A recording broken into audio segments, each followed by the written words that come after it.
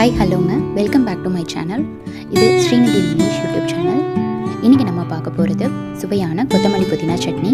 இது சாதம், இட்லி, தோசை இது எல்லாத்துக்குமே சூட்டபுளாக இருக்கும். வாங்க எப்படி செய்யலான்னு பார்க்கலாம். ஸோ அதுக்கு தேவையான பொருட்கள்: ஒரு கைப்பிடி அளவு சின்ன வெங்காயம், காரத்துக்கேற்ப மிளகாய், கொஞ்சமாக கடலைப்பருப்பு, உளுந்தம்பருப்பு, இஞ்சி, பூண்டு, ஜீரகம், மிளகு, அப்புறம் 2-3 தக்காளி. ஸோ தேவையான அளவு தலை, எவ்வளோ வேணுமோ அவ்வளோ தலை. ஸோ ஒரு கடாய் வச்சு அதில் நம்ம எண்ணெய் ஊற்றிக்கணும். ஸோ எண்ணெய் நல்லா சூடேறணும். சூடேறினதுக்கப்புறம் நம்ம இதை வறுக்க தேவையான உளுத்தப்பருப்பையும் கடலைப்பருப்பையும் அதில் போடணும். ஸோ இது ஒரு நல்ல டேஸ்ட்டு கொடுக்கும். இது வறுத்து சட்னியில் ஆட் பண்ணும்போது இது ரொம்ப நல்ல டேஸ்ட்டும் ஃப்ளேவரும் கொடுக்கும். சூப்பராக இருக்கும் இதோட ஃப்ளேவர். ஸோ இதோட ஒரு கைப்பிடி அளவு சின்ன வெங்காயம் அண்ட் கருவேப்பிலை ஆட் பண்ணணும்.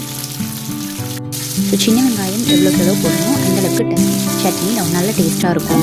ஸோ இதோட மிளகாய் ஆட் பண்ணணும். உங்களுக்கு காரத்துக்கு எவ்வளோ மிளகாயோ அவ்வளோ ஆட் பண்ணிக்கோங்க.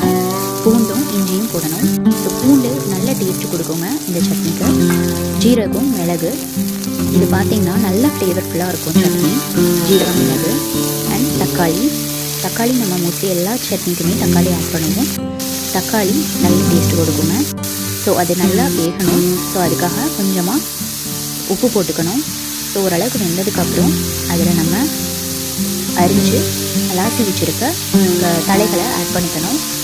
ஸோ தலை ஒரு பரட்டிக்கணும். ஸோ இதுக்கு நான் மஞ்சள் போடுறேன் அப்படின்னா சட்னியோட கலர் மாறாதுங்க. ட்ரை பண்ணி பாருங்கள். சட்னி நம்ம அரைச்சதுக்கப்புறம் அதோட கலர் மாறாது. ஸோ இதில் துருவனை தேங்காய் ஆட் பண்ணிக்கணுங்க. ஸோ சட்னி ரெடிங்க. ஸோ இது நல்லா ஆற விட்டு சட்னி அரைச்சிருங்க. அரைச்சி இந்த சட்னியை பரிமாறி பாருங்கள். ரொம்ப டேஸ்ட்ஃபுல்லாக இருக்குங்க. ட்ரை பண்ணுங்கள். தேங்க்யூ அண்ட் கமெண்ட் ஷேர் பண்ணுங்கள். Thank you all.